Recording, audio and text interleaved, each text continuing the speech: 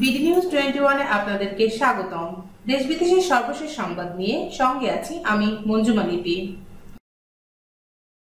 রাজধানীবাসীর বহু প্রতীক্ষিত মেট্রো রেলের লাইন স্থাপনে এ মাসের প্রথম সপ্তাহে উত্তরার দিয়াবাড়ি এলাকায় দুটি পিয়ারের উপর ভায়াডাক্ট বসানোর পর এখন আগারগাঁওয়ে দুটি পিয়ারে কংক্রিট ঢালাইয়ের প্রস্তুতি চলছে। জোর গতিতে কাজ চলার কথা জানিয়ে ঢাকা ম্যাস র্যাপিড ট্রানজিট কোম্পানির ব্যবস্থাপনা পরিচালক MAN সিদ্দিক বলেছেন, আগামী জুন মাসে প্রকল্পের কাজ আরও বেশি দৃশ্যমান হবে। আগারগাঁওয়ে যে দুটি পিয়ারে কংক্রিট ঢালাই চলছে সেগুলোর উপর ভায়াডাক্ট বসানো হবে।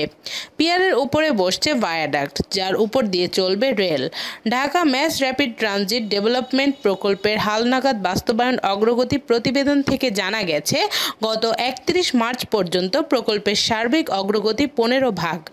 তবে গত 15 দিনে কাজ আরও এগিয়েছে বলে বাস্তব অগ্রগতি আরও কিছুটা বেশি বলে জানান প্রকল্প বাস্তবায়নকারী কোম্পানির MD সিদ্দিক।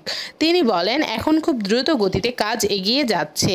আপনি জুন মাসে গিয়ে দেখবেন যে পুরো প্রকল্প এলাকায় পিয়ার উঠে গেছে।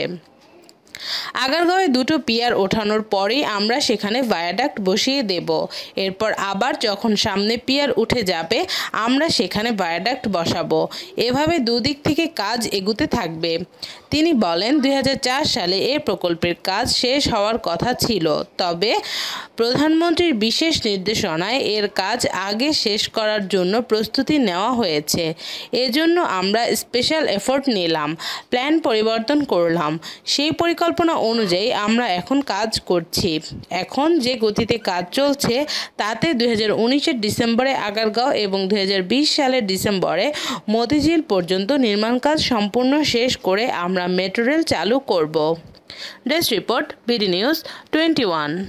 সর্বশেষ সংবাদ সবার আগে জানতে আমাদের চ্যানেলটি সাবস্ক্রাইব করুন এবং প্রতিনিয়ত আপডেট পেতে পাশে থাকা বেল আইকনটি প্রেস করুন। ধন্যবাদ।